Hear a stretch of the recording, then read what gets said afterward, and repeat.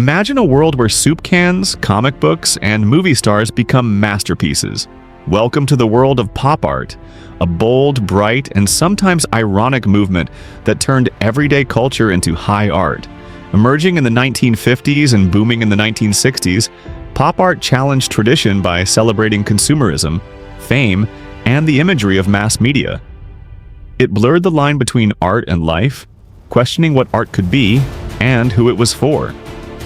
With vibrant visuals and iconic figures like Andy Warhol, Roy Lichtenstein, and Richard Hamilton, pop art was more than a style. It was a cultural revolution. In this video, we explore the origins, techniques, key artists, and lasting impact of pop art, a movement that changed the art world with a splash of commercial color. The story of pop art begins in post-World War II Britain, where artists were responding to the growing dominance of American mass media, advertising, and consumer culture. One of the earliest seeds of pop art was sown in 1956 by Richard Hamilton, who created the collage, "Just what is it that makes today's homes so different, so appealing?" This piece, filled with consumer goods, comic imagery, and popular culture references, is widely regarded as the first true pop artwork. Pop art took root more fully in the United States in the late 1950s and early 1960s, as artists began to respond to the visual overload of television, magazines, billboards, and the booming advertising industry. The movement was partly a reaction to the deep, emotional intensity of abstract expressionism. Pop art flipped the script. Instead of focusing inward on the artist's soul, it looked outward at the world of mass consumption and fame. Pop art was inspired by commercial imagery, ads, packaging, logos, mass-produced goods, celebrity culture. Comic books and cartoons artists began to appropriate these elements, often with irony and critique, to create a new visual language that was accessible, flashy, and unmistakably modern. In 1962, pop art exploded onto the American art scene with shows in New York that featured Andy Warhol's Campbell's soup cans, Roy Lichtenstein's comic strip paintings, and James Rosenquist's billboard-scale collages. This marked a cultural shift where low imagery entered the high art world. By the late 60s, pop art had gone global, influencing everything from fashion to film. It helped democratize art, making it fun, familiar, and deeply reflective of the time in which it was made. Pop art is instantly recognizable for its bold, graphic, and colorful aesthetic, but it's more than just eye candy. It's packed with meaning, commentary, and cultural reflection. Here are the core characteristics that define pop art. Mass media imagery. Pop artists pulled directly from advertising, comic books, TV shows, movie posters, and even supermarket packaging.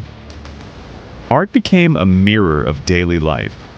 Bold colors and clean lines. Bright reds, blues, yellows, and black outlines were staples. These colors made the artwork look flat, loud, and easy to read, like a product or poster.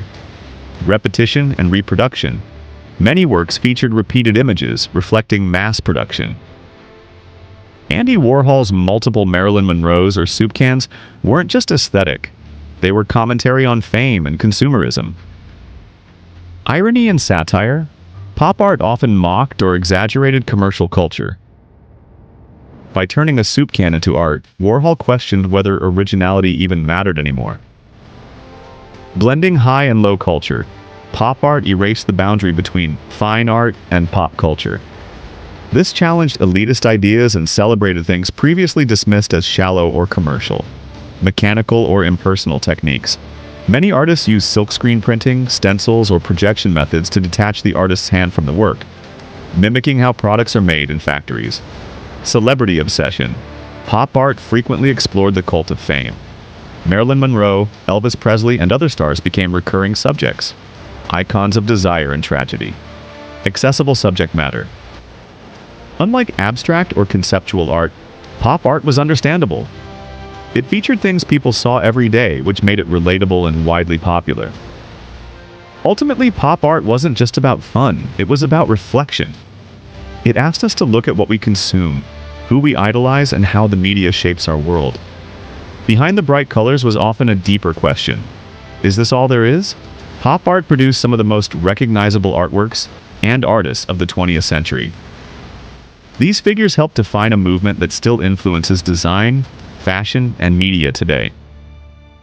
Andy Warhol, 1928 to 1987. Warhol was the face of pop art. A former ad illustrator, he embraced celebrity and commerce as central themes.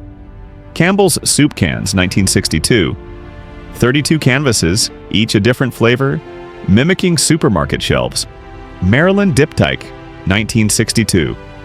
Repeated silk-screened portraits of Marilyn Monroe, examining fame, death, and mass media gold. Marilyn Monroe, 1962.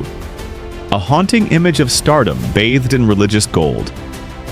Roy Lichtenstein, 1923 to 1997.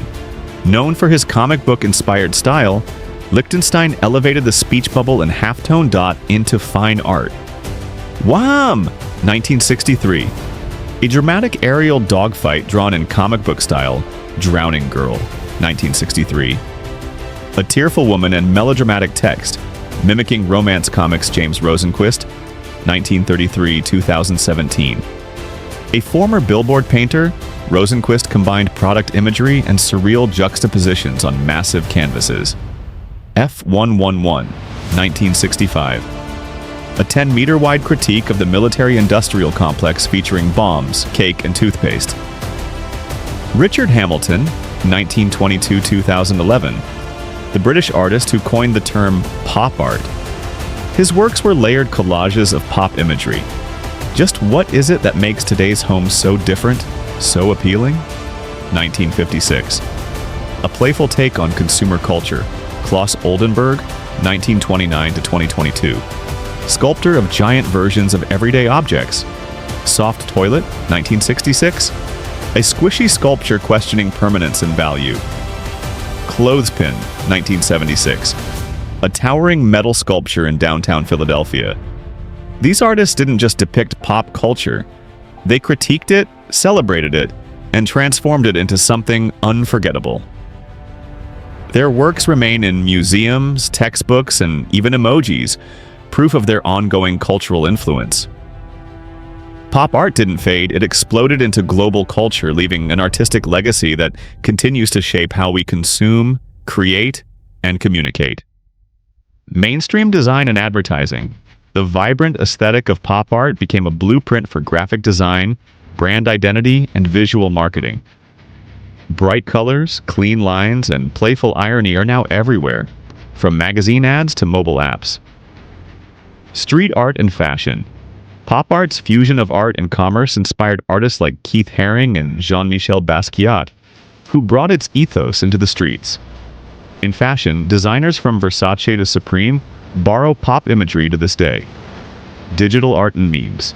In the age of social media where repetition and celebrity worship are still dominant, pop art feels more relevant than ever. Memes, viral content, and influencer culture mirror the values pop art questioned decades ago. Museum and market value. Pop art is now a cornerstone of major museums and galleries. Warhol's works fetch tens of millions at auction. Pop art helped shift the art market toward bold, brandable icons. Pop culture integration, from album covers, The Velvet Underground and Nico's Banana by Warhol, to movie posters and cartoons, the line between commercial and fine art continues to blur. Global appeal. Pop art has inspired artists across cultures. Japan's Takashi Murakami blends anime with Warhol's philosophy. Brazil's Romero Brito infuses pop with tropical flair. Education and accessibility. Pop art remains one of the most approachable movements to teach and understand. Its vivid style and familiar imagery make it a favorite in classrooms and online content alike. At its heart, pop art was a mirror, reflecting the times while asking us to think about what we consume and why. Today, in an even more media-saturated world, pop art's bold voice still speaks loud and clear. Pop art shattered the walls between art and life. By turning the ordinary into the extraordinary, it redefined what art could be, and who it was for. With its colorful rebellion, it exposed our obsession with fame, product, and repetition. But it also gave us joy, style, and a fresh visual language that still shapes design and culture today. In the next video, we'll dive into minimalism, where art gets quiet, clean, and deeply profound.